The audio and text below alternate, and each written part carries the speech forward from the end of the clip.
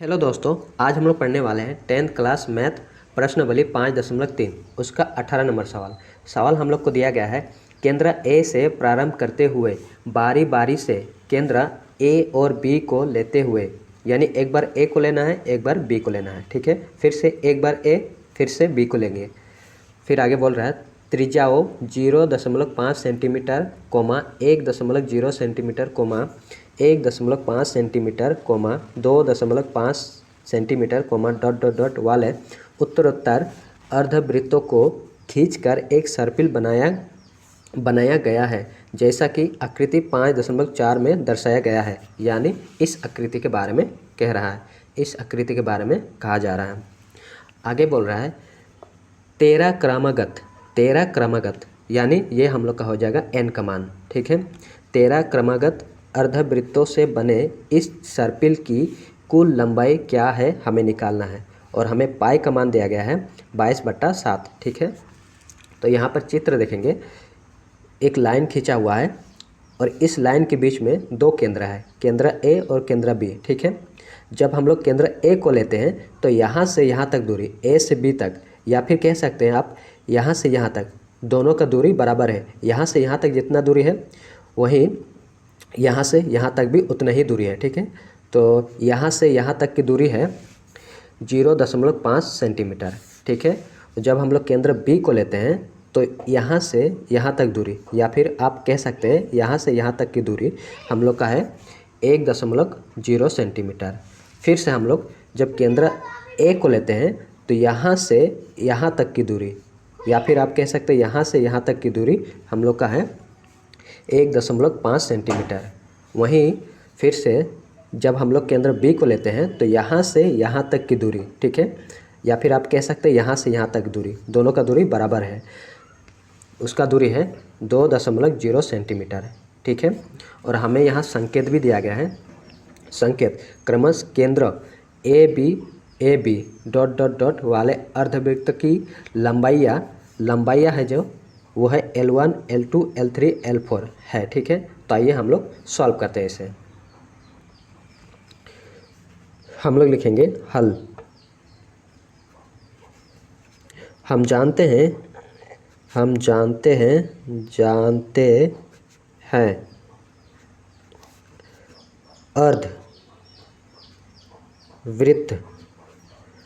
अर्धवृत्त का परिधि होता है,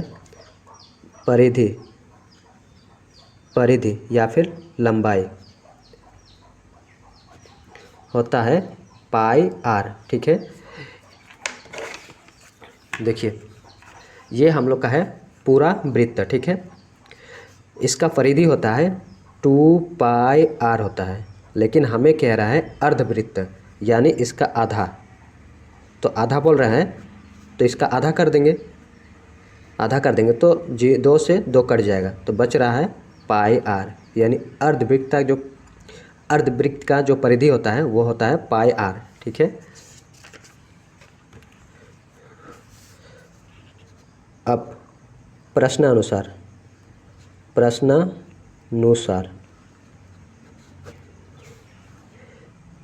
L1 क्या है, लंबाई, L1 लंबाई, और हम लोग का लंबाई अर्धवृत्त का परिधि होता है पाई आर होता है। ठीक है, पाई आर का मान दिया गया है 0.5, यानी यहाँ से यहाँ तक की लंबाई गुना 0.5 बराबर हो जाएगा 0.5 पाई। ठीक है, L2 निकालेंगे, L2 बराबर पाई आर का मान दिया गया है 1.0 पाई इंटू 1.0 बराबर हो जाएगा 1 पाई। एक को लिखते नहीं हैं इसलिए डायरेक्ट पाई लिखेंगे। L3 पाई इंटू आर का मान है 1.5 बराबर हो जाएगा 1.5 पाई। ठीक है, उसी प्रकार L4 हो जाएगा पाई आर बराबर पाई आर, पाई इंटू आर का मान 2.0 है, तो हो जाएगा 2 पॉइंट के बाद 0 है, 0 को हटा देंगे, 2 पाई। तो ये हम लोग का एक एपी प्राप्त हो गया। ठीक है, एपी प्राप्त हो गया। क्या हो गया? 0.5 पाई, 0.5 पाई कोमा पाई कोमा 1.5 पाई, 1.5 पाई कोमा 2 पाई, 2 पाई, और इस तरह से बढ़ते जाएगा। ठीक है, और हम लोग को n का मान दिया गया है, n का मान दिया गया है 13, और a हो जाएगा हम लोग का a प्रथम पद 0.5 पाई, 0.5 पाई।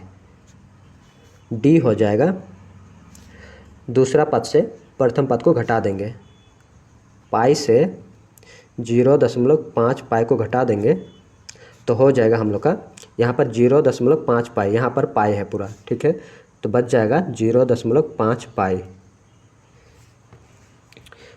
अब हमें निकालना है एस एन का मान, एस एन का मान निकालना है। ठीक है, तो आइए निकाल देते हैं। हम लोग जानते हैं फॉर्मूला होता है एस एन बराबर n/2 bracket 2a plus n-1 into D, ये हम लोग का फॉर्मूला होता है। अब जहाँ जहाँ n है वहाँ हम लोग 13 लगाएंगे। ठीक है, एस एन एस 13 बराबर 13/2, 2 गुना a का मान है 0.5 पाई, 0.5 pi plus n-1, 13-1 into D का मान है 0.5 पाई, 0.5 पाई।